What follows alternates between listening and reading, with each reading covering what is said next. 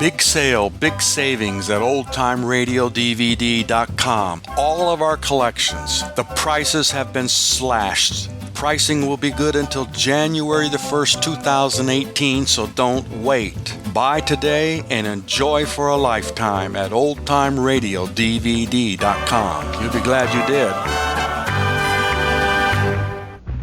did. Words at War presents Lifeline, a story of the United States Merchant Marine. Yeah. Now pull up a chair, folks. I'll try to tell you a few of the facts of the story. That's necessary, you know, on account of there's not so many of you people ashore who know them. So, first I'd like to explain a couple things about where the Lifeline stretches, what's carried over it, what the ships are like, how they sail in convoy. Forget it, Al. They won't listen. What do you mean they won't listen? They ain't interested. It's been tried before. They don't give a darn. Oh, no? Well, get this straight, pal. This time they will listen. This time they're going to hear the truth, whether they like it or not. Me, I'm going to tell them. I'm going to tell them what happens to crews on the Murmansk run, what happens on the way to Malta and Liverpool and Bandar Shapur. I'm going to tell them, and they don't dare shut me up. No, maybe they won't like to hear this story, because parts of it aren't very pretty. They aren't pretty at all. But I'm going to tell it, mates. I'm going to tell it anyway.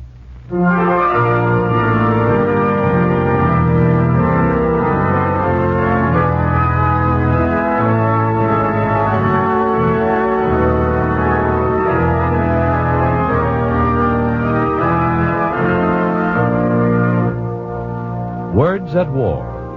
The National Broadcasting Company, in cooperation with the Council of Books in Wartime, presents another in its series of adaptations of the outstanding books of this war. Tonight, Lifeline by Robert Carse, as interpreted for radio by Charles Newton.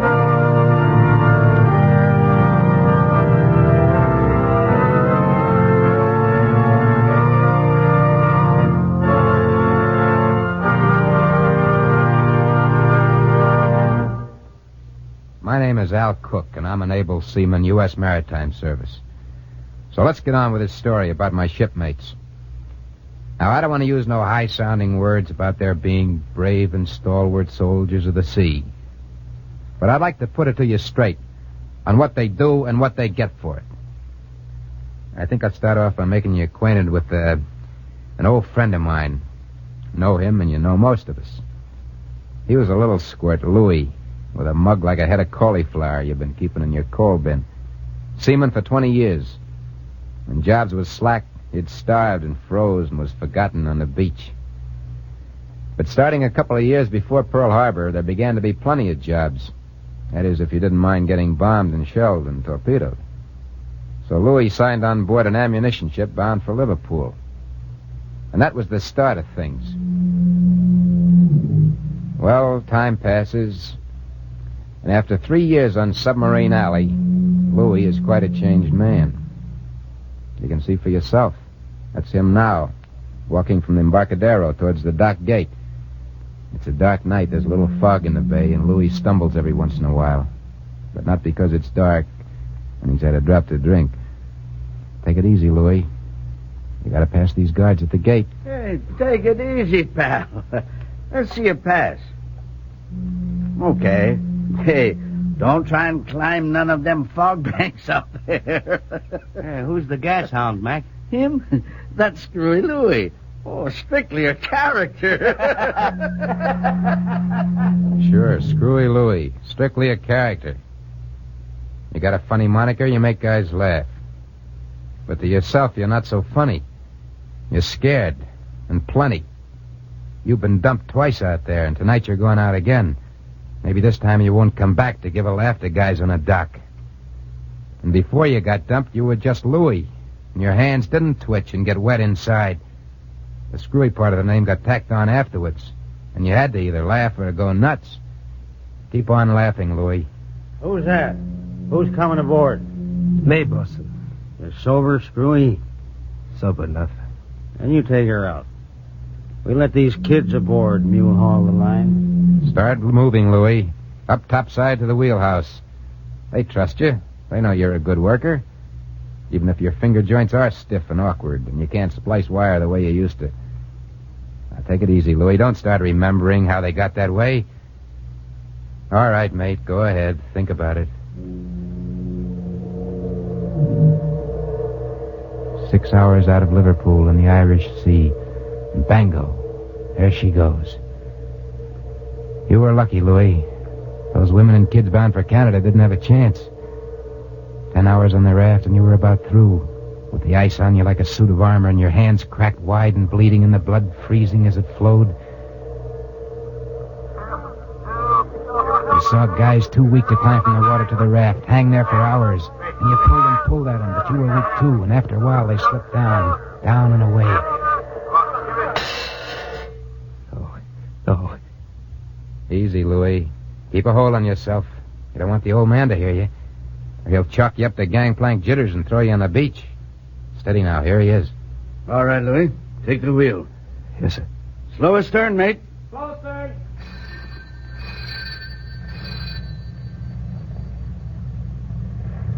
And so you're off again, Louis, standing out to sea. Then the old man leaves and you're alone. Why'd you do it? Nobody made you sign on again. The doctor said he'd square you with a draft board if you wanted to take that job in the shipyard ashore. Yeah, I know you're a sailor. Seafaring's your trade. But pull yourself together, man. Don't let this thinking stuff get you. Some night you'll walk bloody well over the side. Count all the pretty girls you know. Keep your mind busy with that. No, Louis, don't count them. Don't go remembering that afternoon in the Bay of Bengal and count the shipmates you lost. Don't do it, Louis, don't. All right, mate. Live it through again. There was no chance for the cargo ships that day. They were too slow. None of our guns could touch those two Jap cruisers. The Japs stood off and poured it in, salvo after salvo. You could see their guns firing broadside, bricks of orange flame in the sunshine. Then the shells, bigger, whirling, whining, screaming, striking. You got to a boat and lowered it away as the ship began to go. The Jap shells kept coming over. The sharks were getting their share of the men, too. The ones there was just no room for in your boat. 1, 2. Give way together. 1, 2. And you tried to get the men to row with a regular stroke and give way together. They looked at you with eyes that had no sense left in them, only a glaze of horror and rage. The second assistant was cursing. It was the same thing over and over again. Help! Help! Help! Louis, get hold of yourself. Get hold of yourself. You got the horrors bad, hey, man? Real bad. I gotta tell you, George. You're my watch partner. You're my friend. You'll understand. Yeah, I know how you feel. We're off watch in a couple of minutes, Louis. We'll go down and have a shot of coffee and play a little rummy. I can't sleep right now, no more than you can. Makes you feel better, Louis, to have George around. He's your watch partner, your friend. And after a little, you get relieved, and the both of you go below to the mess room. Mates, I just cooked up a batch of fresh biscuits. What do you say about some of that, huh? Cookie, you're wonderful. Give, and plenty. And while George goes to the galley, you start dealing out the cards, Louis. Suddenly, everything seems warm and safe, friendly, fine. And your eyes begin to close. Here you are, Louis. Save your biscuits for the other guy's, Cookie. Well, how about Louis? He's asleep in there. Oh, that Louis. He sure is a good man. Yeah. Yeah, you bet you is.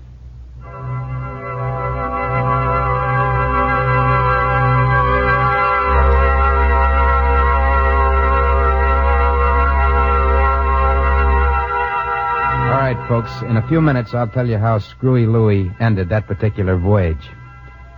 Of course, it's tempting to go on with the story, but there's a few things I got to say about all merchant seamen instead of just one. Now, all in all, there's about 100,000 of us. Now, that's not so many when you think of all the millions in the Army and Navy. But those millions would never get the chance to fight worth a hoot and a gale without us few in the Lifeline. It takes at least 10 tons of equipment to send each soldier overseas, and another 1.5 tons a month to keep them there. So you can reckon we got a lot to carry these days.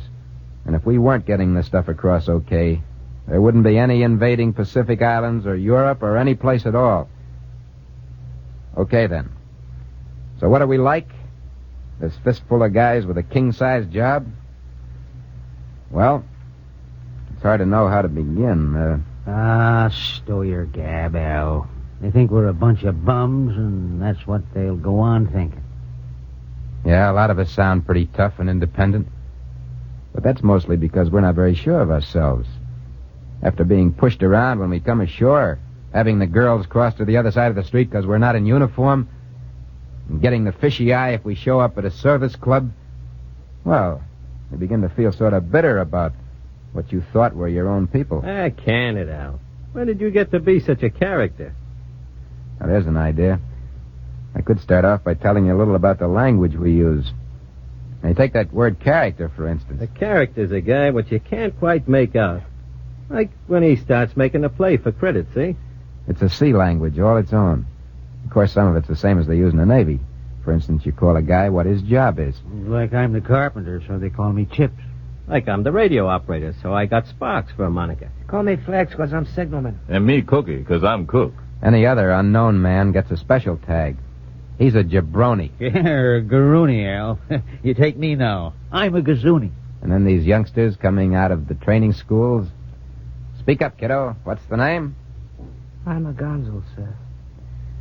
Now, if a man loses his sense of self-respect and common decency, and in any way at all mooches on a shipmate's rights, that guy we call a performer. And if a lad what's gone ashore takes a drop too much, why, we say he's... Gassed up. Me, I'm a gas hound, and I'm all gassed up. Then, of course, we got our words for trouble. Like a tin fish, which is a torpedo. And when a tin fish smacks us, why, we get dumped. There's a lot of other words we use, too. You're getting off the track again, Al. Are you making a dictionary? We never talk so well, Al. Tell them what we think. Yeah, maybe that's right. What we think. I wonder if I can ever make you sure people understand. We think about the sea. It's never out of our minds. The sea is our life.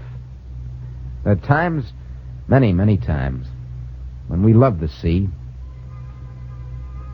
It may be when the sun's on it, in the blue waters of the South Pacific, and the tremendous slow rollers go heaving under the keel, and the breeze has a soft, small sound and touches your skin light and gentle, like a girl's fingers. Or it may be at dawn, when out of the purple darkness the sun heaves up all golden light, and the dew is suddenly gone from the deck plates, and on each wave crest there's a little flicker of flame. Tell them about the other times, Al. Yeah, the other times. The times when we hate the sea, like you can't hate nothing else that ever is, or was, or will be. When we've been dumped and spent days and weeks and months in the lifeboats under a southern sun. When we've seen our own bodies parch and shrivel and shrink and grow boils and sores. Just a little water, mate. Please, mate. And we'd have to just lie there and watch the weaker ones go mad and babble of home, of food, of women, of water. And the sharks had bumped to both sides with a gentle, horrible thud. And we hate the sea when we remember the northern winds, the lock of snow, then ice forming on our bodies. For hours at a time, we've kicked and beaten each other to keep the circulation going. And off the North Cape on the Russian run, we've seen men become blue chunks of ice after a few minutes in the water. When we'd try and haul them up over the ship sides while the Nazi planes kept coming in, their hands and feet would be lopped off, just like branches of a rotten tree. I remember it was a little after our second Murmansk run when my friend Willie read me the article. We'd come ashore in an East Coast port where the only accommodation merchant seamen could get was in some dark, filthy little rooming house at $8 a day. We were sitting there, Willie and me, one afternoon when... Hey, listen to this, Al. Here's a story in a paper about it. Yeah? What do you know? Read it, Willie. Go ahead, read it. Well, it says, while millions of loyal, self-sacrificing Americans are today serving for a pittance. A pittance? Hey, what's that mean, Al? It means a little bit. Keep going, Willie. Yeah. While millions of loyal, self-sacrificing Americans are today serving for a pittance in the armed forces, we are confronted with the shocking spectacle of 100,000 merchant seamen making money hand over fist. Cut the comedy, Willie. Well, honest, Al, that's what it says. Now, will you listen? Here's what comes next. Not only has the merchant marine become a place to get rich quick, but it also provides a safe haven for thousands of draft dodgers. Men unwilling to face the enemy themselves ride the seas with comparative safety under the watchful guns of the Navy. Nor is that all. There have been times during actual military landing operations when merchant crews refused to work cargo after regular hours because of union regulations. Cut that stuff, Willie. I don't want to hear any more of that bilge. Hey, I wonder where they get them ideas. Hey, I just don't get it. Why do they print such lies? Why did the guy write it? What good does writing lies about us poor gazoonies do him? Gee, I don't know, Al. Forget it, mate. Nothing we can do about it.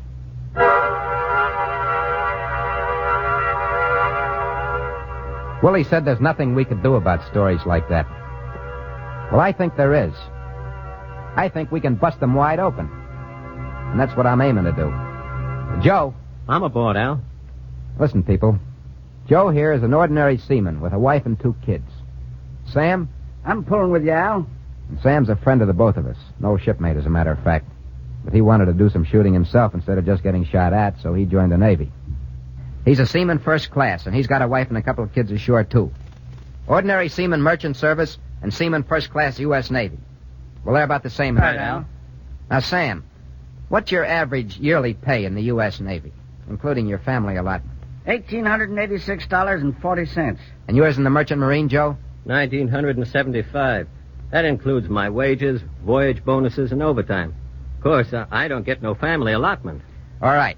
So Joe, the merchant seaman, averages $90 a year, higher pay than Sam, the seaman of the Navy first class. Now, Sam, what do you end up with after federal income and victory taxes? Same thing. I don't have to pay Uncle Sam no income or victory tax. What about you, Joe? Well, this year they nicked me for 75 clams and 30 cents. So, Sam, the seaman first class? I still got my $1,886.40. And Joe, the ordinary merchant seaman? I got $1,897.75. In other words, over the period of a year, after federal income and victory taxes, the ordinary merchant seaman makes $11.30 more than the Navy seaman first class. Okay, he still comes out ahead. But he's got to pay for his own clothing and for medical attention and hospitalization for his wife and kids. Sam here gets those things paid by the Navy. That's right, isn't it, Sam? Sure thing, Al. And I also got this uniform. That gives me a lot of other privileges you guys don't have. I don't get it, Al. You'd think everybody'd know all this. They don't, Sam. But now that you folks listening have heard it, remember, please, we're not getting rich in the merchant service. If we're lucky, we're just getting by. Now, there's another thing that newspaper fella talked about. He made some dirty cracks that being in the merchant service meant a guy didn't have guts. Well, I've already told you something about Screwy Louie and what happens to a guy when he gets torpedoed. You figure a guy's going to face the chance of that happening to him if he's lily-livered? Haven for draft dodgers, says the writer fella. Listen here. So far in this war, the merchant marine service has lost a higher percentage of men than all the armed services together. Now, what kind of a haven you think that looks like to a gentleman who's trying to keep a whole skin? No guts needed for the merchant service, huh? Never mind the generalities, Al. They don't mean much to people. Give them something they can get their teeth into, Al. Tell them about Charlie Richardson. Yeah, Charlie Richardson. They gave him the Distinguished Service Medal on account of what he did one day. 3 of his shipmates got decorated, too. But they had to give the medal for one of them to the widow. Charlie Richardson was an able-bodied sailor on a tanker southbound off the Atlantic coast in the first year of war. The attack came in pitch darkness when the U-boat surfaced and began firing at him out of the night. Fires broke out above and below decks, but the ship kept on trying to run, and the Navy gun crew was still firing back. Well, it wasn't Charlie Richardson's job, but he was back there serving with that gun crew. He got a shell fragment wound in the back, but that didn't stop him either. Finally, the ship is flames all over, and the Nazi suddenly stops his fire.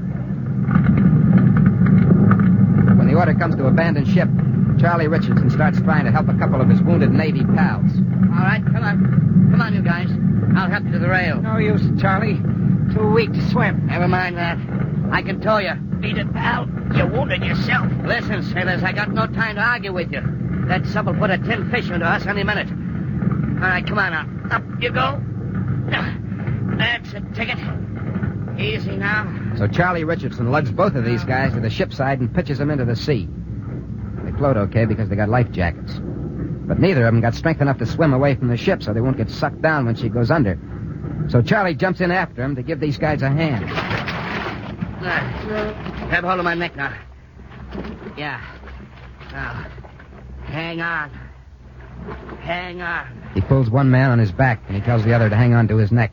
And then he starts swimming, carrying the weight of both of them away from the ship. Just to help things, the sub lets go with a torpedo.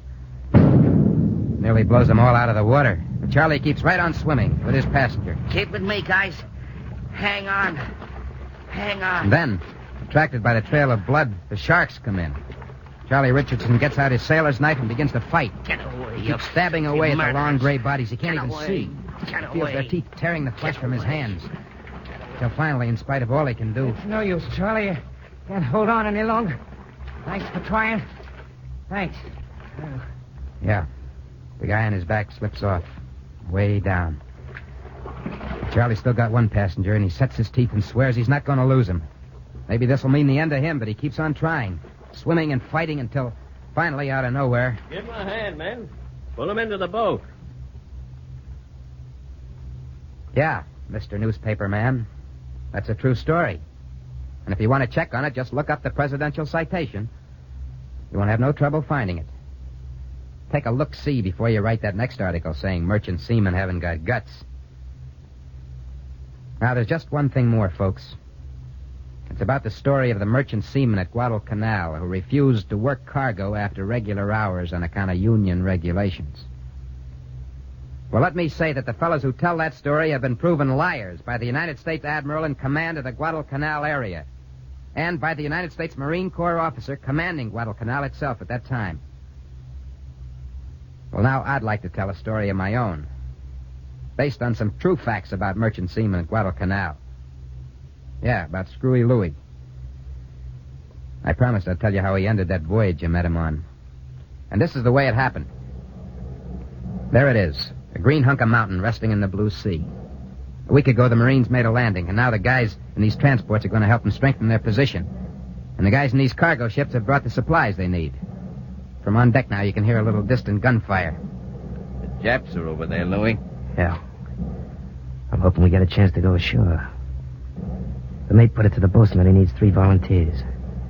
Guys to go as coxswains on the landing barges from the transports. Meaning you, me, and Al. We're the only fellas aboard fit to go as coxswains in those barges. That Japs are liable to shoot the devil out of us. We don't have to volunteer. Right. Me, though, I'm going. No sense coming this far without going to the end of the line. How about you, Al? I'll go. And there's 3 of us. Louie, you sure rate that screwy part of your name.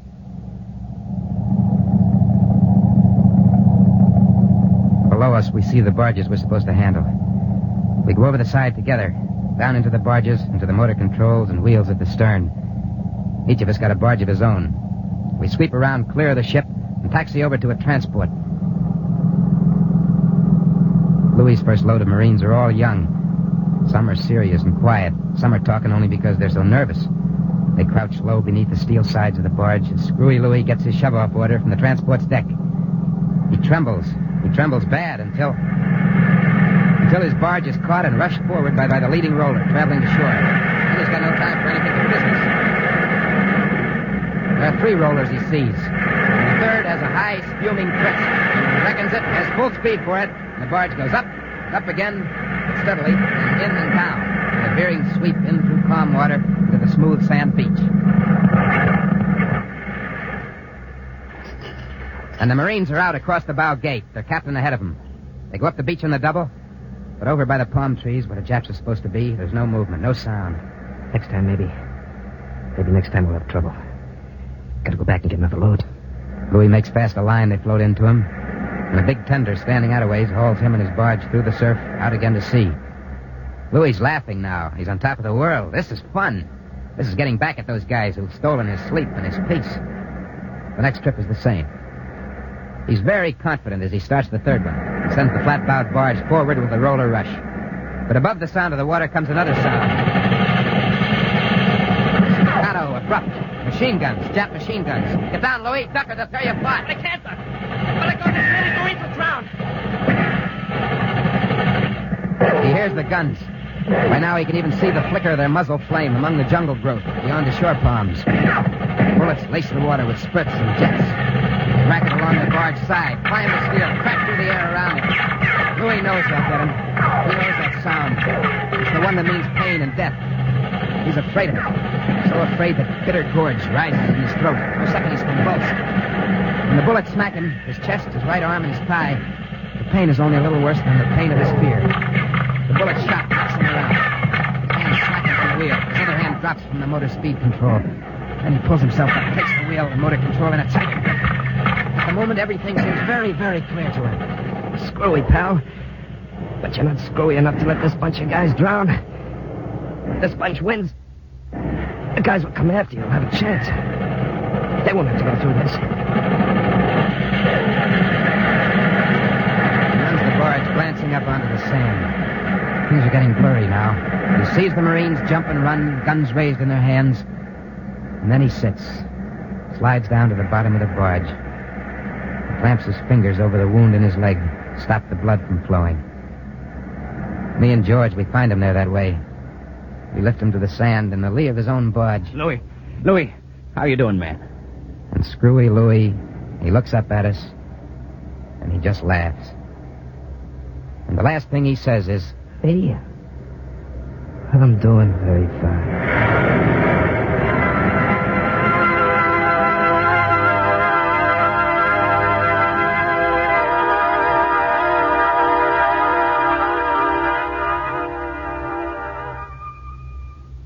well, that's all I got to say. I tried to tell you a little bit about the Lifeline, about the men of the Lifeline. I hope it gives you something to think about. I guess that's all. Good night.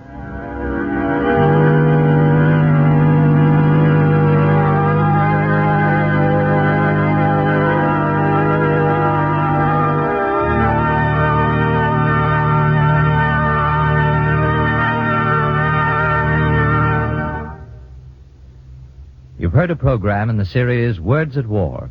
Tonight, an adaptation of Lifeline by Robert Koss, a story of the United States Merchant Marine, prepared for radio by Charles Newton. Al Cook was portrayed by Joseph Julian, and Screwy Louis by Larry Haynes. Others in the cast were Arthur Elmer, Tom Hoyer, Arthur Cole, Joe Latham, Daniel Ocko, Carl Weber, and Maurice Ellis. The music was arranged and played by William Meader, and the entire production was under the direction of Frank Papp.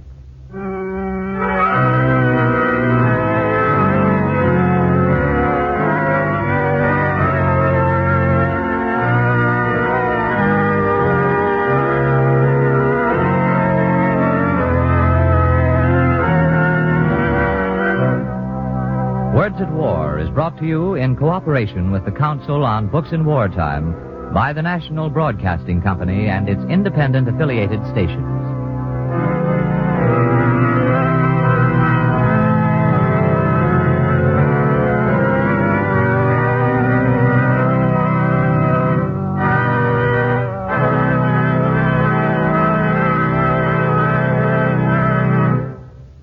This is the National Broadcasting Company.